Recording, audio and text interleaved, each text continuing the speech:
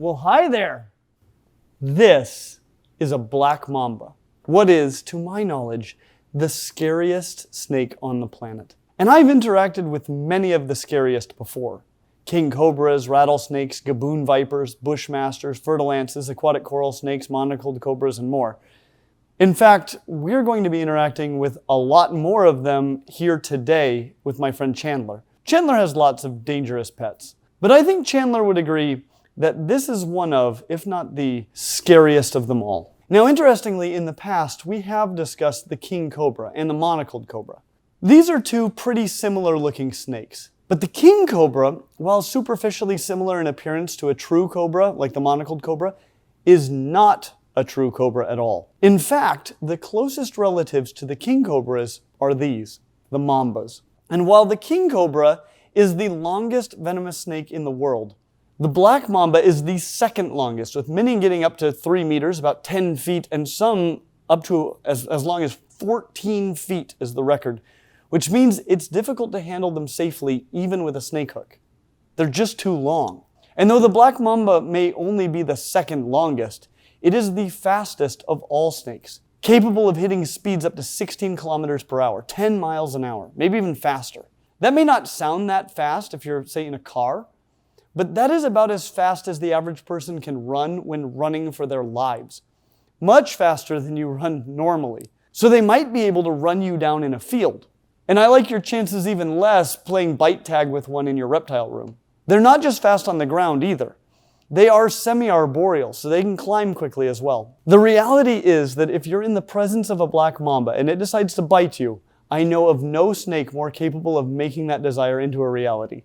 But like virtually all snakes, black mambas do not hunt people, nor do they want to fight a human. As scary as this snake is, and it is really, truly scary, it is nowhere near as scary as a human. In a fight between a human and a black mamba, the human will win every time. Though you might die several hours later, especially if you don't or can't get to a hospital. Black mambas, like their cousins, the king cobras, have a threat display that involves expanding the neck to look larger and more menacing than they really are. And the name black mamba may seem a bit like a misnomer, at least when you look at this snake. People often ask if my black pine snake is a black mamba. And no, he isn't, nor does he look like one. Black mambas are not black. They're more of a gray or olive in color. They're called black mambas for the same reason that cottonmouths are often called white water vipers. Okay, I've never heard a cottonmouth called a white water viper, but it would make as much sense as calling a black mamba. The snake isn't black, it's the inside of its mouth that is black. And like the white water viper, which has a white mouth, hence the name, the black mamba opens its mouth and shows it off as part of its defensive display. And it does an elaborate defensive display because, while this is one of the worst snakes to fight, it would still rather not fight a human. It would lose. And so, if it can't hide from you or run away, it will probably try to scare you off before it will actually bite you. But, if you do get bitten, it's bad. Not as bad as they led us to believe in Kill Bill. We did a whole video about this. But really bad. If bitten, you're likely to die within 7 to 15 hours. That's not fast enough to save the snake from being killed in a fight with you, but it's fast enough. Before the advent of mamba-specific antivenom, almost half of people that were envenomated by black mambas that received general snake antivenom still died. Now the number is less than 15% if you get antivenom formulated for African elapids, which is probably easy to get if you live in sub-Saharan Africa, but might not be readily available at your local North American Instacare. If you are envenomated, you will know within 10 minutes. You will still have time to get even with L. driver, but you'll have a distinct taste of pennies in your mouth while you do it. You may also be experiencing some light tingling near the site of the bite or bites, as they tend to bite repeatedly. Now, black mamba venom does lack the protein-destroying protease enzymes found in many snake venoms, like rattlesnakes and gaboon vipers. This means that you're unlikely to experience swelling and necrosis like you would if envenomated by one of those snakes. The venom is primarily neurotoxic, like that of a black widow. But being much larger than a black widow, it is very likely that you will receive a heck of a lot more venom. Like I said earlier, you're likely to experience a metallic taste in your mouth and tingling near the location of the bites. Other early signs of mamba envenomation include a condition called ptosis, but also known as Katy Perry robot eye or freaky flea market doll eye, where the eyelid involuntarily closes and won't reopen. Your pupils may become excessively small, your vision blurred, and your speech slurred. You might lose the ability to swallow and keep your saliva in your mouth. Muscles might start twitching all over and you might lose voluntary muscle control. You might be sweating profusely and throwing up, as well as other unpleasant digestive malfunctions. So even if you didn't notice the bite, you would probably figure out fairly quickly that something was going terribly wrong with your body, even before the more life-threatening effects such as loss of consciousness, paralysis of the diaphragm, and heart failure. But you better get to a hospital within about 45 minutes. And I wouldn't recommend waiting 45 minutes to finish your episode of The Bachelor before you go. You're going to need to save enough time to explain to multiple incredulous medical professionals that you were bitten by a black mamba and not some local rat snake that was in your yard that you thought was a black mamba. And then you will have to give them some time to Google what to do about a mamba bite, because nobody outside of Africa is going to be prepared for this. And they probably don't have the antivenom that you will need. But they can get a pressure bandage on you and maybe put you on a respirator to buy some time until they can figure out what to do for you. So obviously, the question that we're all asking ourselves is the black mamba a good pet? And is it the best pet snake for you? And since my friend Chandler has apparently decided that it is the right pet snake for him, I thought I'd drop down to Florida and get his help answering these questions based upon our 5 categories, which are handleability, care, hardiness, availability, and upfront costs. When it comes to handleability, we give the black mamba a score of 0 out of 5. The reality is that there are no animals that you could keep for a pet that absolutely cannot be handled in some way. That said, in my limited experience, this is one of the most difficult animals to handle safely. I really think that I've already made my case on this, and I do not think that I will ever in my life attempt to handle an adult black mamba, because you can use the right tools and use all of the right techniques and still get this fatally wrong. But Chandler here does handle these snakes from time to time, so let's ask him what it's like handling these snakes. This is the most dangerous snake on the planet to handle. King cobras might be the biggest. They might hood up so tall they can almost look a man in the eyes. Death adders are the fastest striking. Inland taipan has drop for drop the most potent venom out there, but the black mamba is one of the largest venomous snakes out there, the most athletic, and their neurotoxic venom is way up there with the most venomous snakes on the planet. Some people have died 15 to 30 minutes after being bit. They are no joke.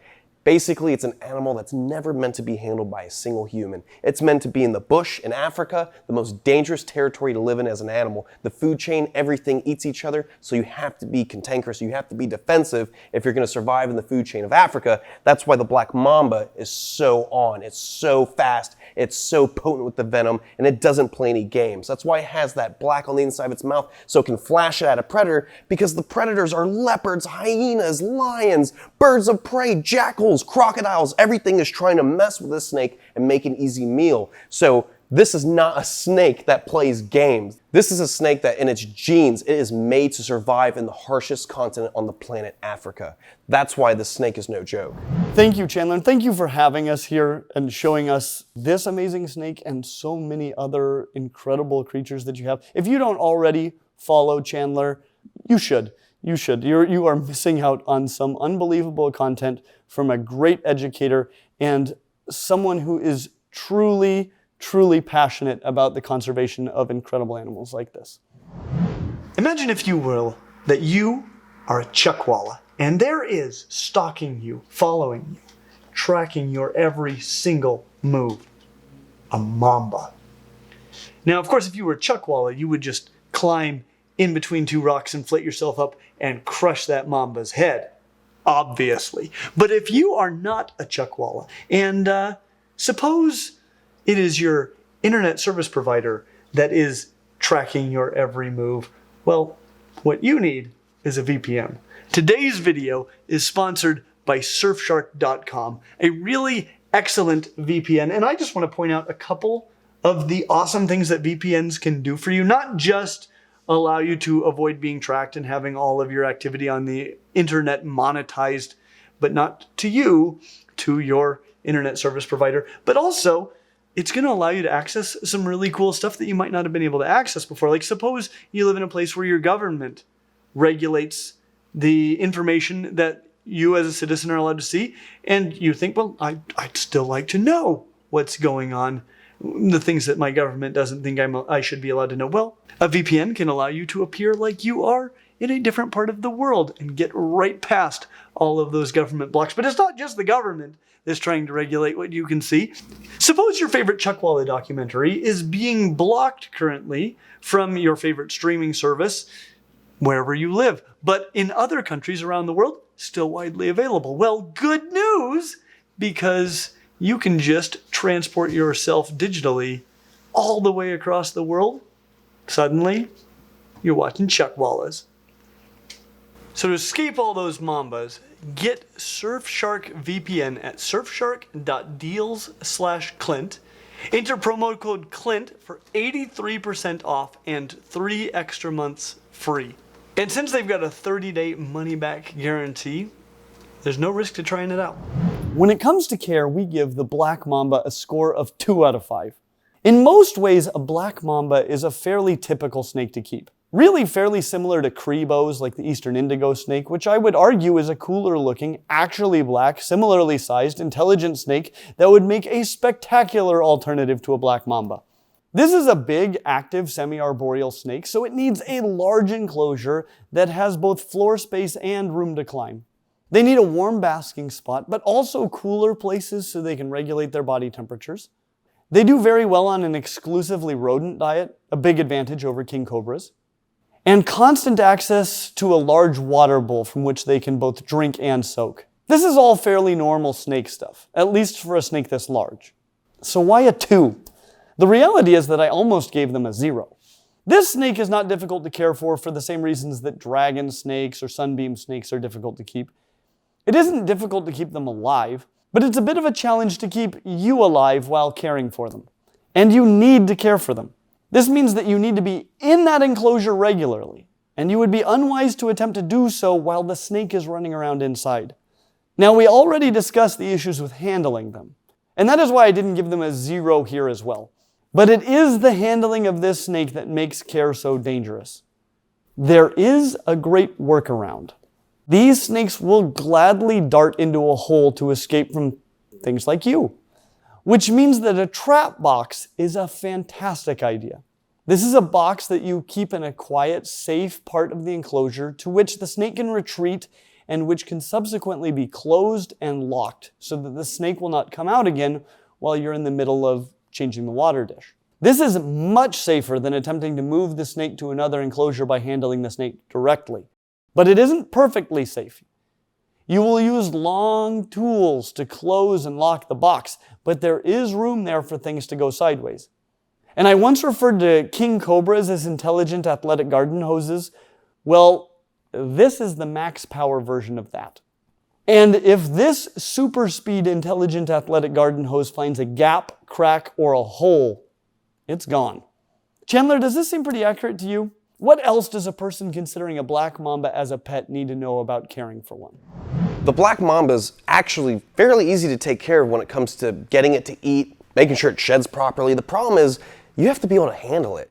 You know, the black mamba isn't that hard to take care of. They eat perfectly fine. They love to eat frozen thawed rats. You give them a heat lamp, make sure their humidity is all right so they can shed properly, but that's not the problem. If you own a venomous reptile, you have to handle it. Even if you have a shift box, like Clint's saying, you always have to be prepared to handle any of the animals you work with. Even if they are hands-off animals, there could be a situation where the snake is in an area you have to deal with it. You might have to medicate it. You might have to do something to handle it. It's going to happen, and you have to be prepared. That's why these snakes are not good pets, let alone they should never be pets and never be kept in private homes. You know, all these animals are for educational use. My facility is an exhibit. I would never tell somebody a mamba or a venomous snake is a good pet. When it comes to hardiness, we give the black mamba a score of 4 out of 5. Now, assuming that the black mamba that you get is captive bred, that score probably should be closer to a 5 out of 5. That said, a lot of them that you're going to see available are wild caught. And wild caught black mambas, they're just worse in virtually every way imaginable.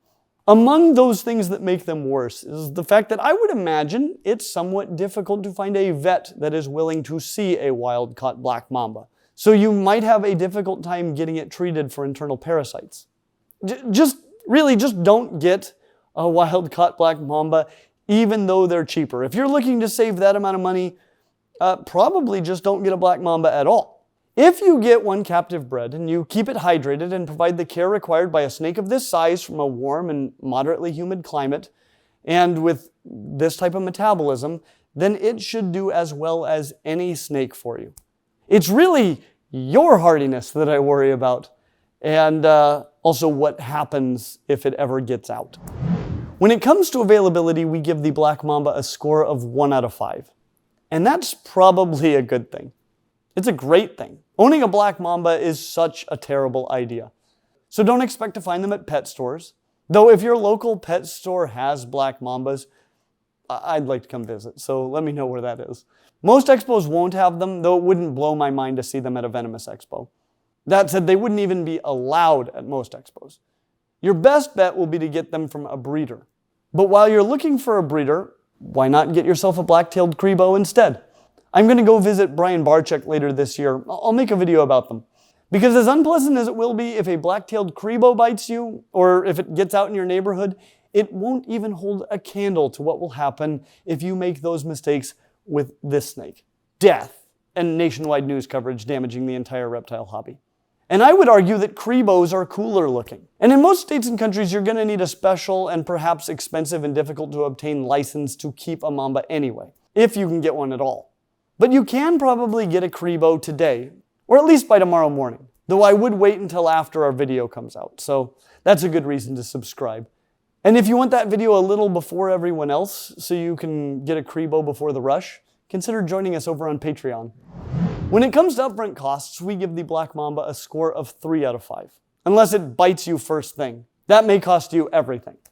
And I would make this score lower because I would recommend that you purchase antivenom to have on hand in case you are bitten, but it is my understanding that you can't, as a private citizen, have your own antivenom. So hopefully your local zoo or hospital has it. Because have you ever had to hang out for a couple of hours while they helicopter in antivenom for a mamba bite from a few hundred miles away? Have you ever had to pay for that after the fact? Or were you too dead to worry about the costs? Otherwise, we are really discussing similar costs to what you would expect for other large snakes. Most of your expenses will just be for the snake and the enclosure. And don't skimp on that enclosure. You don't want to wake up with a mamba climbing up your pajamas. And that is why overall we give the black mamba a score of 2.0 out of 5. So better than children and better than king cobras, though I did factor antivenom into their score. So maybe we'll have to make a head-to-head video between the two to determine which one is actually the most worst. But I would say that 2.0 reflects the fact that it isn't really that difficult to keep a black mamba. They're easier to feed properly than our king cobras, but they are an exceedingly bad idea. But if what you want is the scariest, fastest, and possibly the most dangerous snake on the planet, and nobody can talk you out of it, and you're willing to jump through all of the necessary hoops, and accept all of the associated risks to your own life, to the life of your friends, family, and possibly strangers, as well as place the entire reptile hobby in jeopardy, then the black mamba is apparently the snake you're going to get, and I'm not going to be able to talk you out of it. And I think you should be able to do so. But I do not think that you should. You should get a black pine snake. It's cooler looking anyways. As always, like and subscribe, and we hope to see you real soon. And please check out Chandler's Wildlife as well. Live vicariously through him, but live. Black mambas don't make good pets. Oh, well, look at that. Black mambas do not make good pets. Something like that.